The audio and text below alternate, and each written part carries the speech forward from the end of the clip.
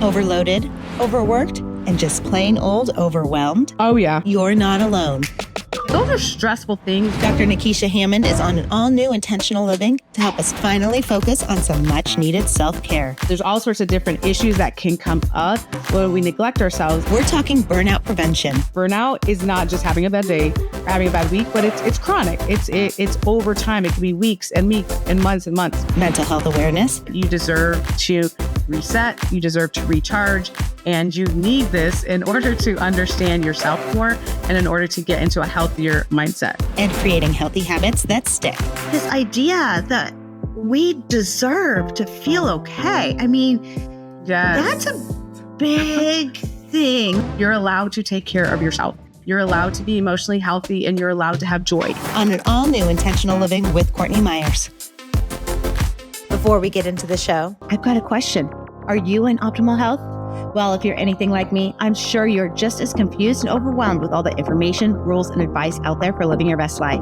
And to make matters worse, you don't know where to turn to get some clarity. We have to ask ourselves, why is that happening? But lucky for you, I've got someone that can help. I made it a part of my mission. Well, I'm going to learn everything I can about health, and happiness, and healing, and thriving, and what that means to be an optimal human. And I'm going to just scream it from the rooftops. My friend Samantha Lotus has got a new course that will break down everything you need to know to optimize your life and get your health journey back on track. We have to move away from these rigid structures of like, you have to be this way, and you have to do this way, and you have to eat this, and you have to follow this. And like, I don't think that's where it's at. I know this because she has personally helped me wean off unnecessary medication. She's created a wellness kit for me so that I can optimize my own personal health goals. And she's opened my awareness to the work-life health connection. That's where it starts. She's so good at what she does. I know you'll be racing to sign up for her course. Just take a listen to her on episode 99 of Intentional Living, and you won't want to wait. It's about finding what works for us and being in the trial and error and allowing it to be messy and imperfect and having a lot of grace and compassion with the journey. Check out Optimum by Samantha Lotus. It's linked below. And if you use my special code, Courtney, you'll get $100 off the course. It is that balance, and it's finding the right equation for you. Don't miss out. welcome to Intentional Living with Courtney Meyers, a podcast dedicated to those seeking a more fulfilled and purposeful life through thought-provoking conversation, spiritual exploration, and authentic connections. The intentional movement has begun, and if you found yourself here, you are a part of it. Intentional Living with Courtney Meyers starts now. Hi, Dr. Hammond, Dr. Nekeshia Hammond. I am so honored to have you here today talking about some of my very favorite topics: mental health, anxiety, burnout, finding a work-life balance, which I think is not possible, but you can school me and tell me otherwise and get into all that good stuff. So thank you so much for joining me. Thank you. Thank you so much for having me today. Yes. Well, this is also exciting because you just put out a book that's going to help us all kind of like get right in our mind. And I've been like really kind of like playing with that idea lately because I think there's so much to be said about the mind and getting your mindset right. Yet also we sometimes forget our heart and like getting right with our heart. So bringing those two together, do you see like a correlation by bringing mind and heart together? Because I feel like we can willpower our way so much. But if we're not right here, it's not going to fly. Yeah, I so agree with you. And we neglect that so much sometimes because we are so caught up in like the day to day and what's going on, or maybe our families or work or all these things. But like you said, like your heart, your mind, your soul, like there's different parts of you as far as your self-care and who you are and making sure you're taking care of yourself. So definitely a correlation for sure. Well, how do we do that? How do we actually start to prioritize ourselves? Because I think we, especially like people like you or I, have been brought up on this, like this idea that like we can have it all. We can be moms. We can be successful professionals. We can have a great career. We can do all these things. But like, I got 2 little kids. I'm running my own business. I used to work in Hollywood. Like I'm still running my home. I can't do it all. And I don't have the help that I once had. I don't have the house cleaner that I once had. I don't have family nearby like I used to have. Like the reality is like, can we truly have it all? Yeah. So my answer is yes. My answer is a solid yes. And though you have to make yourself your number one priority, you have to be committed to your self-care. You have to be willing and able and getting to a mental place where you are taking care of yourself. Because like you said, we all have a lot to juggle. And I'm the same way as you, right? Like wife, a mom, business owner, traveling all over the place. Like it is hectic. It is busy. Some days do I feel like I'm losing my mind? Yes, I do. Just like everyone else. But also there's honestly no way that we can get through what we're trying to get through, juggling multiple things, if we're not recognizing where we're at mentally, physically, emotionally, spiritually, and checking in with ourselves.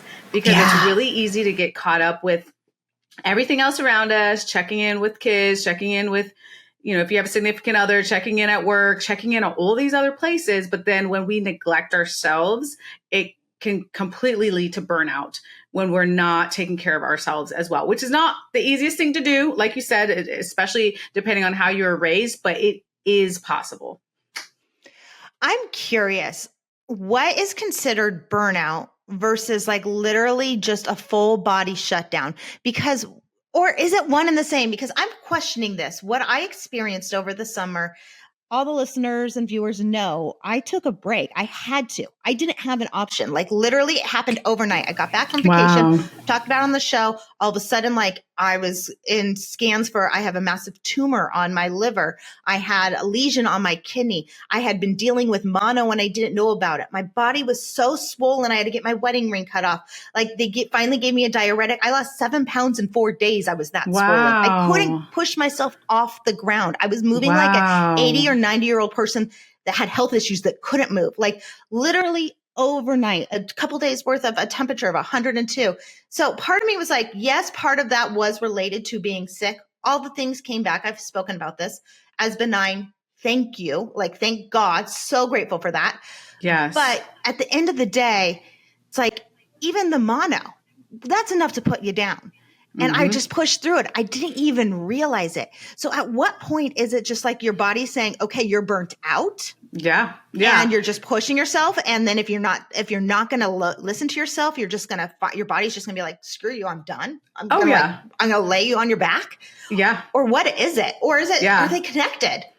Yeah, that happens. Unfortunately, that happens so often because again, that neglect, physical neglect, emotional, mental, spiritual neglect, whatever area of neglect over time. So burnout is not just having a bad day or having a bad week, but it's chronic. It's over time. It could be weeks and weeks and months and months.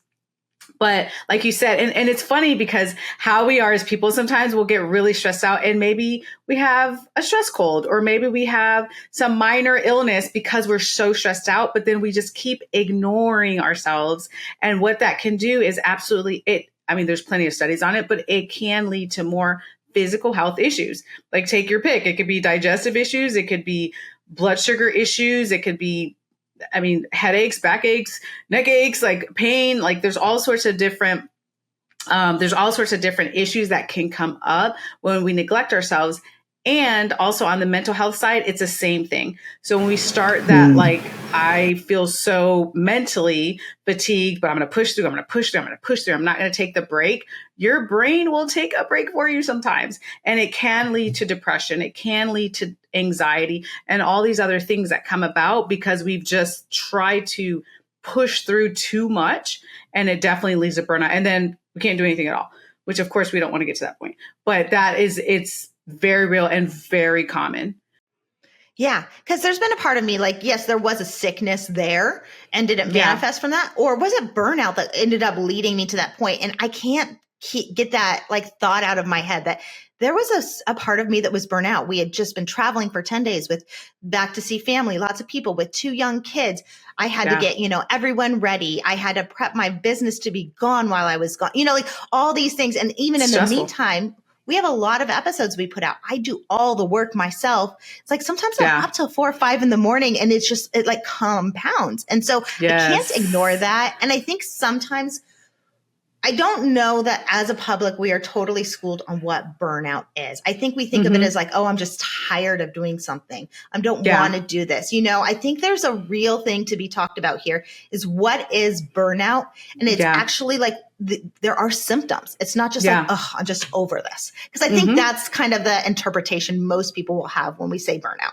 Yeah. Yeah. And it definitely comes in different forms. So physically being burned out, for example, is like having issues. And I've met a lot of people with issues with sleep. So it's like, I can't sleep at night. I can't turn my brain off. I'm so overwhelmed. I'm so stressed out. Like you can't fall asleep, or the opposite where you're sleeping too much because you're so exhausted. So it affects your sleep. Same thing with eating. Maybe you're so anxious. You're skipping meals. You're not eating as much as you should be eating. You don't feel hungry, or the opposite. You're eating a lot because it's like comfort food now, and maybe gaining weight or losing weight or something of that nature. But it definitely can affect you in the physical realm. And then on the mental realm, if you will, it's that like racing thoughts, or not feeling like doing your work, or not feeling like being around family, or just really starting to shut down mentally on the things that you used to enjoy or the things that you need to be doing. Your productivity is different in the workplace. I work a lot with corporate burnout. They see it with productivity with employees missing work, or employees leaving their jobs, like because there's just so much stress, and it can manifest in so many different ways. And again, especially when it's not addressed early, it can turn into stronger forms of physical and or mental health conditions. So what are some signs that we should be looking for that burnout might be on its way into our life? Yeah. So one of the signs to be looking at is, how are you functioning? And that means like in different areas of your life. So if you think about, well, let's start with work. So if you're a working professional, how are you showing up in the workplace, whatever that looks like, small business, corporate? Are you feeling like you're fulfilled? Are you feeling like you're doing your duties or your obligations in the best way that you can? Or are you so fatigued, so burnt out that you're not showing up? Trying to think of the term that they, anyways, it's like a term where you're physically there at work, but you're not really mentally there. Yeah. They had a term for that recently, but it's like, are you doing that? Like where you're physically in a seat, but you're not mentally there at all. You're checked out. So asking yourself that in the workplace, and then with like family side of things, if you will, like what's your energy level like? Are you still engaged with your family or significant other? If you have a significant other or whomever it is, like, are you showing up in the way that you used to show up, whatever that may be? Or have you noticed your functioning declining in that area? And the same thing for yourself, like your own self-care, taking care of you. Where are you at with your energy level on that? Are you, again, like finding some sort of hobbies, finding some sort of solo activities that you enjoy, if it's reading or going outside or, whatever it is that you may enjoy? Are you still doing those things, or are you so burnt out that you're no longer doing any of those things? And I do want to say, as a big asterisk on all of this, I feel like I have to say, disclaimer as a psychologist, don't go diagnosing yourself though. If you really are, because there's a lot of warning signs, but warning signs and symptoms mean a lot of different things. So if you are genuinely concerned about your mental health, I would definitely advocate to reach out to a mental health professional. Let them tell you what is going on with you, because it could be burnout, or it could be clinical depression, or it could be anxiety, or it could be ADHD. Like there's so many things that look like burnout. So if you're very concerned, you're really struggling in multiple areas of your life, reach out to a mental health professional, and they can say, hey, here's what's going on, and here's best how to work on finding solutions for this, hopefully temporary situation right now going on in your life. So burnout is truly like a medical condition. It can be diagnosed. Burnout itself is not a medical condition that can be diagnosed, but the symptoms of it can lead to medical or mental health conditions. Okay. So it's sort of like the stepping stone, unfortunately, when you get to that point. So it does fall under that mental health category, like the anxiety and depression. It's kind of grouped in there a little bit, I guess is what it sounds like. Yeah, it's like a symptom. So like Okay. I couldn't diagnose, like burnout is not in what we, well, right behind me, our DSM-5 is not I'm like trying to ignore that. I see the Gators Gators helmet, and I'm a USC fan, so I'm kind of my eye keeps going over them like, nope, we're going to ignore this. Either I am loved or hated for this deer helmet here. So yeah, I don't know. You are loved because you're a college football fan, so we'll go there. Okay, good. We just lost horribly. Anyways, I digress. But burnout isn't like a diagnosable condition per se, but it's something to be aware of, because if left untreated, that could lead to other things that are in the DSM, like depression and anxiety and ADHD and a lot of other mental health conditions. Well, I feel like things like burnout, like that term is getting thrown around a lot It lately. is. I think it's a very popular trending term to talk about, and I'm so burned out. And that's why, it's like I've spoken about this with other people on the show too. And I know it's real. Like I know people have experienced it. I know they've experienced it. I've also dealt with, mild depression and anxiety and things like that. So it's like, I know, but then sometimes, those terms even get thrown around. So it's hard to figure out what is real and not go and diagnose yourself. I mean, I was going through my health scare. I had every horrible thing in the book. It's so natural to go there. We have so much information. Actually adds, I think, to our stress load, adds to our worry. It adds to some of these conditions that might just be, like you said, temporary. Yeah. So a lot of times it's like we have to take it with a grain of salt. Yeah. And a lot of times people don't recognize that there's things that we go through that will cause a normal stressed out reaction. Like it's transition times. Like if you are changing jobs or if you're maybe changing a relationship or you're moving, and like all sorts of different transition things. Like those are stressful things, new child, like those are stressful things that happen. And so you might feel overwhelmed. I still remember, my son's 12 now, but I do still remember the newborn days. They were really stressful times. Like I was like, how is this little teeny tiny baby like taking up so much of our like time? Like it was overwhelming.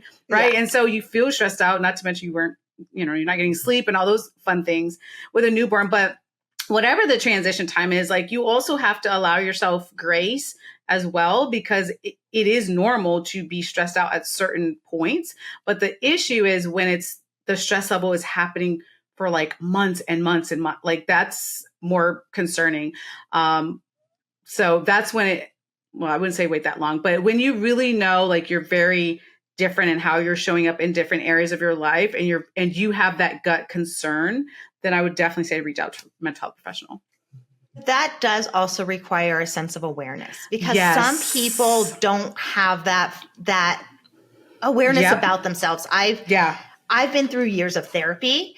I've been on medication. I've finally weaned myself off medication. I talked to I have had coaches. I have all these things. So I think I am very equipped to be like, something's off or if someone points it out to me, I'll actually like listen.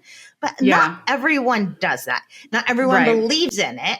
Or we take it to extremes. It's like, oh, your kid doesn't want to go to school because it's a transition and it's new. And the parent's like, oh, you have anxiety. You don't want to do, so we either go one far or I have people in my life that talk about, like, I know people with extreme mental disorders that need to get help. Yeah. And no one wants to give them the grace to understand that they're trying to deal with this. And they like brush it off like, oh, you just don't want to bring up the stuff that happens in the past, or all just gets blamed on your parents. Well, yeah, shit gets blamed on your parents. Doesn't mean it's your parents' fault. Yeah. It happens. Like we have to work through these things. It's not that it was malicious. And I think there's a disconnect from what therapy is, being aware of yourself to say, I need the help, and finding the support around you to say, yes, let's get the help, because a lot of people don't support it still, which is shocking because it's very popular to talk about it now, but I still feel like it's not supported. Yeah, there's definitely still the stigma of mental health, unfortunately. Yeah. What I always recommend to people, I mean, obviously I'm in the mental health field, so I advocate all the time for therapy. However, I encourage people to ask themselves 3 questions often if you're working on becoming more self-aware, which is a whole process. And the first question is to ask yourself, how am I doing? Because you have to remember that you have to focus on yourself too, which I know is hard. It doesn't mean you're selfish. It just means that you're trying to be a better version of yourself. You're trying to work on yourself. There's no one that's perfect on the planet, but you're taking the steps to check in with you. So question number one is, how am I doing? And then you also ask yourself, what do I need? So physically, emotionally, mentally, spiritually, what is it at this point in your life that you need? Because what you need today is not the same as what you needed 5 years ago necessarily. And maybe 5 years from now, not the same. Like, we're in different seasons of our life, which is okay. And then the third question to ask yourself is, what step do I need to take today to improve my life? And that can be even a baby step counts. If the step is like taking a break right now, right? Like that's okay too. Like, that's something that you've done. And again, baby step or leap, again, depending on your energy level and where you're at. But those are just 3 questions, hopefully weekly, to start to train yourself to check in with yourself, because it is a process. A lot of stuff we have to unlearn from our childhoods about self-care being selfish and all those sorts of things. You're allowed to take care of yourself. You're allowed to be emotionally healthy, and you're allowed to have joy. You deserve those things. So start with those 3 questions, regardless of if you believe in therapy or not. Start with those things to start to better yourself and have more self-awareness. Yeah. That just hit a note, like you saying that you're allowed to take care of yourself. You are allowed to put your mental state, your health, your well-being first. Yes. I don't think we have been brought up that way. I think our children are going to be brought up that way a little bit more. And then they're going to have to go to therapy for a whole other slew of things we did wrong. Like, let's not kid ourselves. We might go to therapy and like talk about the stuff our parents did to us. We're doing it to our kids too. I mean, you know that it's all coming back around. So like you said, no one's perfect. Yeah. But like this idea that we deserve to feel okay. I mean, that's a big thing. That's a big hurdle. And I love how you keep coming back to, the mental, the physical, the emotional, and the spiritual aspect. That is, I think, another part that has really been missing. And that's whether that is religion, whether that's faith, whether that's universe, whether that's conscious, whatever your belief system is I think missing a lot in that conversation. Because we're willing to say, okay, I'm overweight. I need to lose 50, 40 pounds. And okay, I'm going to go start working out. Well, if you're not taking care of yourself in these other areas, you're not going to lose that weight. If your mind is right, you're not going to show up for that workout. If you don't have faith in something bigger than you and why your purpose is here, you're not going to want to take these steps elsewhere. So it's like this soup, soup of wellness that we need to bring together. I don't know why that word came to mind. I've been craving chicken tortilla soup. I'm telling you, it's football season. It's like, come on, I'm ready for this. That's great. But I love that aspect of bringing that spirituality in. How do we do that in a way to help support our mental health? Yeah. And it's so important too. And like you said, I do want to reiterate what you said, that spirituality, it could be related to a religion or not. It doesn't necessarily mean that, but it means a lot of different things. It means feeling connected to universe, nature, whatever you want to call it. What is your purpose? Like, why are you here on this planet? Have you explored that?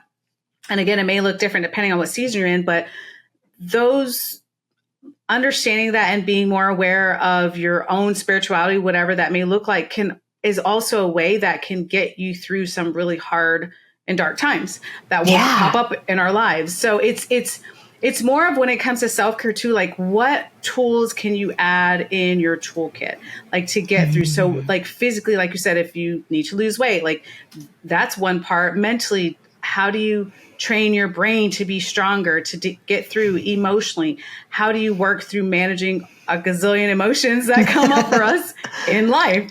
And then spiritually, like there's, and it sounds overwhelming sometimes, but you take little parts of it at a time and work on being stronger in those areas, because it can really be helpful to get through the ups and downs of life. It's, as you're speaking, all I can think about is this one girl I had on the show, this friend of mine. She's actually been on the show a couple times. She's the Witch of Wall Street. And she talks about financial financial health for women, especially. Yeah. And one of the things she does with all of her wealthy witches is what she calls them. They go on a money date, and they have a money date every month about like going over your finances, your goals, your budget, things like that, becoming aware of your financial state. Like, why couldn't we do that with our wellness? Like everything you're talking about, those, like these 5 points, like, okay, maybe you don't do it every week because of course we know this. Our weeks get busy. There's a lot. There's activities, the kids, the work, whatever. But if you set it like a timer, or like once a month, you sit down with yourself as a like monthly check-in, take yourself on a wellness date. Yes. Like, we would be so much better off. And then maybe we will create that awareness to be like, ooh, maybe I need to see someone. And going to therapy, talking to a professional doesn't mean you have to be in for years and years and years. Maybe you just need a tune up. And that's what I think. Sometimes we just need to be able to have that bounce back.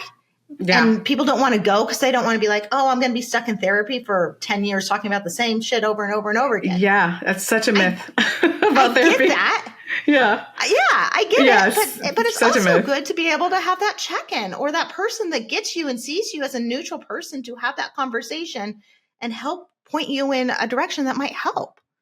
Yeah. Yeah. And you're exactly right, because when you find that quiet time, I know it's just so loud, it's so busy, so chaotic in our lives. But when you find the quiet time, I would highly recommend 60 seconds a day. If possible, I call it take a minute of literally quiet time for yourself in some way throughout your day. 1 minute. You learn a lot about yourself, but also you learn more, like you said, what you need.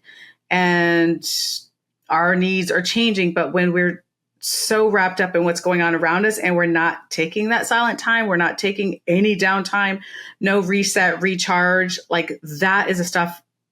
Those are the type of actions that lead to burnout, which is why we have to put ourselves at a higher priority.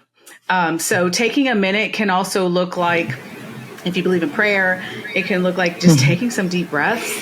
I like spending time in nature. So even like a quick walk outside, like whatever it is that you enjoy in those 60 seconds, preferably daily, or at least trying to get to a daily point. Like it changes your brain so you can understand that you deserve to reset, you deserve to recharge, and you need this in order to understand yourself more and in order to get into a healthier mindset. Well, because any minute we get to ourselves now, we go directly to this. Yes. It's like we just distract as opposed to sit and attract what we want in our mind, in our body, in our life. I've noticed this recently. Yep. Like I said, I took the summer off to be healthy, and then I was home with two toddlers. That was not gonna didn't allow me time to get healthy. So now that they finally started school, I've been able to get into a routine. But starting to be able to check in with myself and get a moment to breathe. And I'm realizing now, all of a sudden, I have my watch synced up, and I have this new habit tracker, my HRV, my stress levels. Like I'm watching where they're going. Yes. And you can see it. And mine are poor. They're terrible. They're really low. And so now it's like, okay, we need to work on these mindful minutes where we can really start to understand. My husband has this theory with himself. He just told me that last night. He's like, I'm going off of social media I'm taking a break, because I've noticed every time I'm on social media, my HRV drops. Wow. So he's even tracked it. Wow.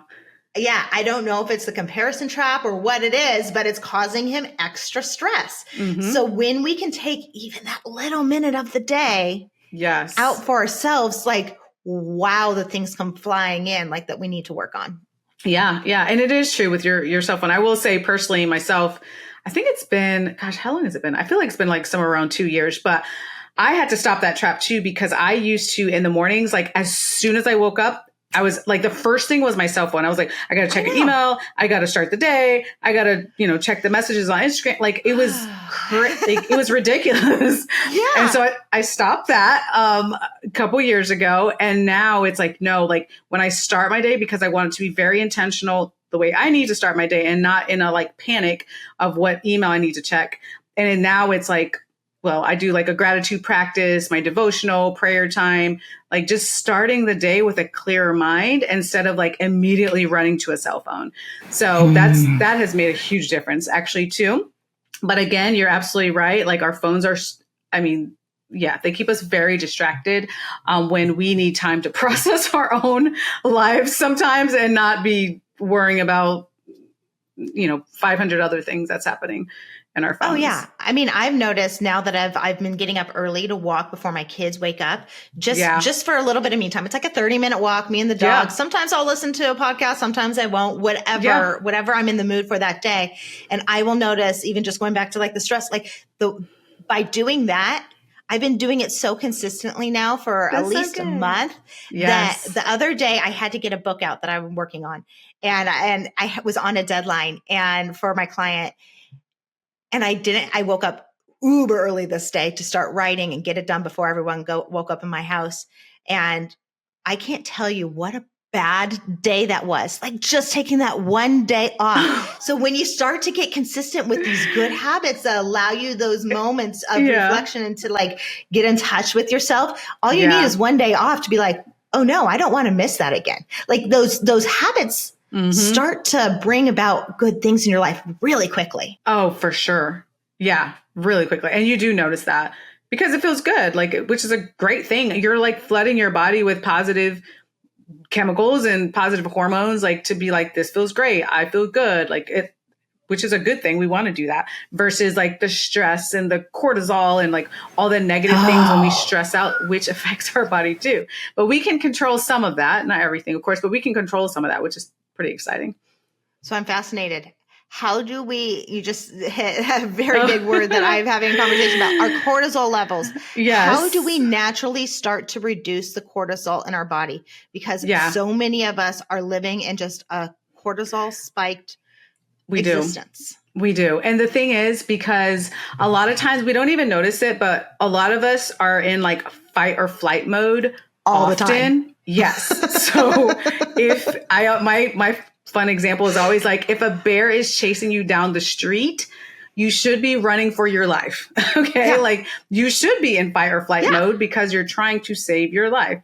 However, your body, it's not healthy for your body to constantly be in that state of like, what do I do next? What's on my to-do list? Where do I go? I got to do this. I got to do this meeting. I got the kids. Like you have to work on calming your body back down. And the easiest way to do that, actually, it's so underrated, but the easiest way to do that is taking deep breaths. Like you have to make it a practice though, because a lot of times our breaths is very either shallow or we're breathing really rapidly and we don't realize it. But when you, again, if you take your minute, for example, and just work on taking some deep breaths. If you go to YouTube, there's like 500 different type of ways to do deep breathing now. But the easiest way is literally just counting to 5 and then counting, like, inhaling for 5 seconds and then exhaling for 5 seconds. Like doing that, you can literally, there's plenty of studies on it. You can literally work on bringing your body back down to a normal state instead of the like fight or flight, your heart's racing, your palms are sweating, feel like you can't breathe, like that. It's not healthy to constantly be in that state. And it definitely raises your cortisol when you are doing that all the time. And again, there's certain situations that of course you just have to, I travel a lot for different work projects when I literally have to sprint through the airport to catch a connection flight, I am in fight or flight mode. Literally, like it's hectic and busy in airports. So of course there's situations where we will get into that state, but your goal, hopefully each day even, is just working on ways to reduce your stress level and to get your mind and body into a calm state. So one of the things I do for like calming, which is really calming for me, is like drinking cups of tea or like, again, being in nature somewhere, just taking the deep breaths and working again on getting mind and body back to a calm state. Do you think we crave being in that fight or flight, being in that stress zone because we're so used to it? Is it almost like that dopamine hit, like when we're craving the likes on Instagram and things like that? Are we flooding our body with it so that we like need more and more and more? For some of us, we do that, because we're just so used to it, it's our norm. But the good news is once you train your mind and body to get out of that, you'll actually crave the opposite. So I used to totally be like that. Like I was just, I mean, I still am on the go, but like it was ridiculous. That's a whole nother story. But not doing well with self-care, like not doing well physically, mental health, like no priority for that, unfortunately. But then now that I'm on the other side of that and working, not having a perfect life here, but working on really making sure my mindset is right, taking care of my mental, physical health, that is what I crave now. So I crave like, I need my minute. I need my watching my sunset or my sunrise. Like I need the deep breathing. That is what I crave now instead of like the constant fight or flight mode type of brain.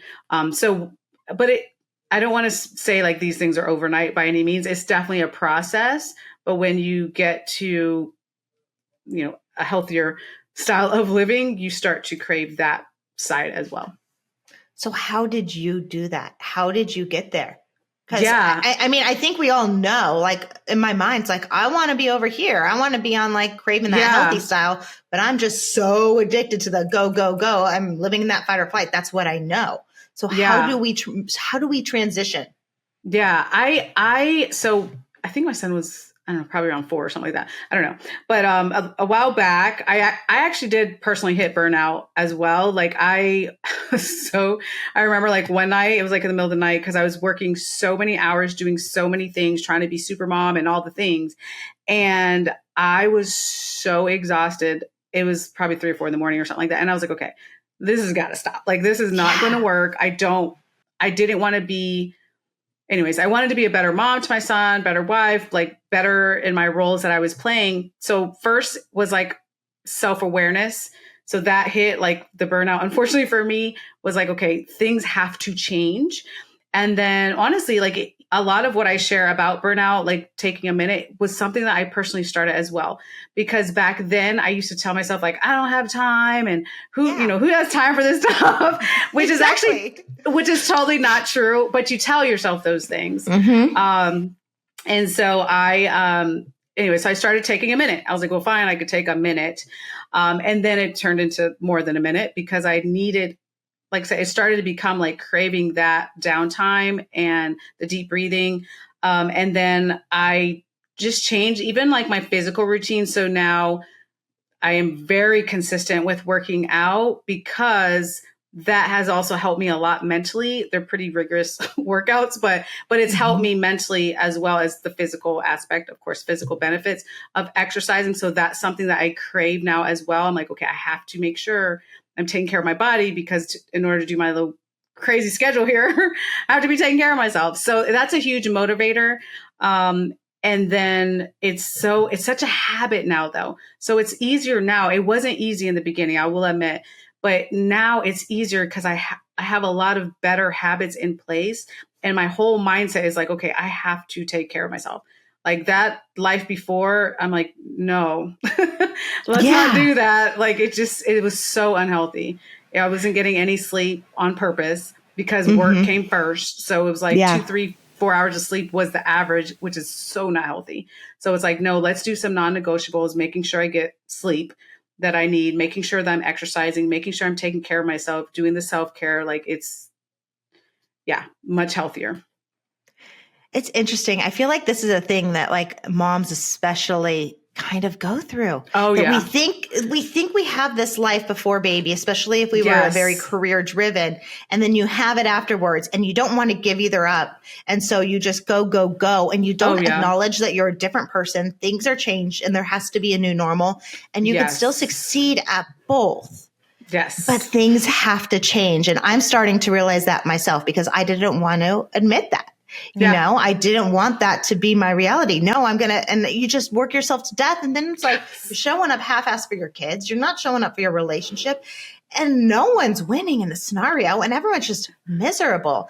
And so you have to start habit tracking these things. That's what not habit tracking, habit stacking. That's what I'm kind of starting to do. These like little things, one thing's leading to the next. And it's like, okay, I think I got that down. Like because I've always been so all or nothing personality. It's like, okay, that's not really truly going to work. That's not real life. It might work for a week, might work for a couple weeks, but like, let's start building these in so that they become lifetime habits. And hopefully the kids will catch on too, because I mean, I don't want my kids to be exhausted and stressed out and burnt out. I mean, literally, you have a son, a preteen son. I can only imagine like the push to be on this travel team or do this or that, you know, like it's insane. Yeah. And I have, well, because I don't remember a lot of conversations, but just because the times were different. So I don't remember a lot of conversations growing up. Many of us probably didn't, like mental health, self-care, like that was definitely not a priority. It was like, go, achieve, do the next thing. Don't cry, move on, pick yourself up, you know, brush yourself off. And it's like, I remember I broke my wrist, shake it off and go. Okay, let's do this. Jump back on my snowboard and go. Okay, cool. Yeah, it was different times. But now, thankfully, we have conversations about mental health. I definitely do with my son for sure. Like I mean, he knows about self-care and taking care of himself and that sort of thing, which is pretty cool. But yeah, it's different times. So do you see a difference in your son? Like, does he take the minute for himself? Like, does he see your habits and is he starting to incorporate them in his life? It's so different. And I'm so glad because when I look back at my childhood, I'm like, I do not want him to be the anxious, like high strung child that I was because everyone celebrated that. Like it's like, go. Yeah, go. And it's like, but I never, I definitely wouldn't want that for me. And he has a different personality. He has his me time and all that. So very different and in a good way. So. And I think we can start young. Like you said, your son was about 4 when you like started making these transitions. Yeah. Like my kids, like literally Harper is 5 and Hayden is 3. We sit, we read books about meditation. We have monster meditation. We have this cookie monster meditation on the Calm app that we'll do if they're like literally having a tantrum and trying to regulate their emotions, which just sends me into like major cortisol spike and I can't help it. I'm like, okay, we're all going to sit together and very kumbaya, let's take a breath. And, you know, trying to do that with them now because it is hard. It is not easy to parent in a healthy mental state. And also set, you know, it's hard. Gentle parenting. I know this is the trend and I'm trying to do it with my kids, but it just adds another layer that we have to navigate with our own mental state and reparenting ourselves and dealing with our own stuff. Yeah. It's not for the weak of heart. I will say that. Yeah. It's definitely a lot to juggle for sure. Well, I love that. So how do we work with you? How do we get your book? You have so many great takeaways and experience, and I just love your energy and everything you're doing. So how do we find you? Where do we get your book? Yeah, for sure.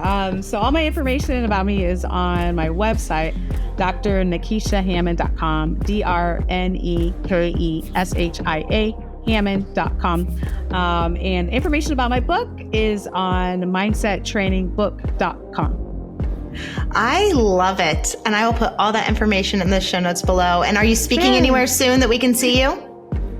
I'm trying to think. Gosh, I don't think publicly. I have a lot of private engagements with some corporations. So I don't have a public one coming up yet that I could announce. But when I do, it's always on drnekeshiahammond.com. Okay. So we'll go to your website and are you in Florida? Yeah, I'm in Tampa Bay area. Okay. So if you're in Tampa area and you want to book a session with you, can we do that too? Yes. Awesome. Well, thank you, Dr. Nekeshia Hammond. I am so honored to have you here today. I was going to say Dr. Nekeshia. I'm like, no, Dr. Hammond. I just put your whole name together. Everyone wants to be called something different, but I am so honored to have you here. I love this conversation, and congratulations on the book and everything you're doing. Thank you. Thank you so much. Thanks for having me. Thank you. And that's it for today's Intentional Living with Courtney Meyers. Thank you so much for joining us. And thank you, Dr. Nekeshia Hammond, for the great conversation all about our mental health, beating burnout, and making ourselves a priority. If you want to get Dr. Hammond's book, I'll put all the information in the show notes below. And as always, you can find Intentional Living with Courtney Meyers and Intentional Media on our website at CourtneyMeyers.com. That's where you'll find books, courses, and everything else we have coming up soon. I'll talk to you later. Bye.